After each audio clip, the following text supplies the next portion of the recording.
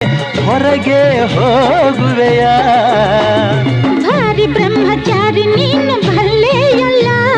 ಹೆಣ್ಣೆ ನಿನ್ನ ಆರೋಗ್ಯ ಸರಿಯಾಗಿಲ್ಲ. ಪ್ರೀತಿ ಎಂದರೆ ಗೊತ್ತೇ ಇಲ್ಲ. ನನಗೆ ಪ್ರೀತಿಯೇ ಬೇಕಾಗಿಲ್ಲ.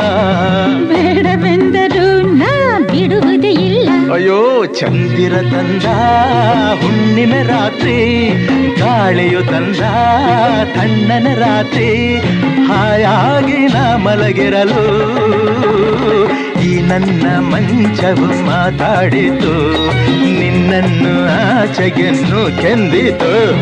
ಆದಿ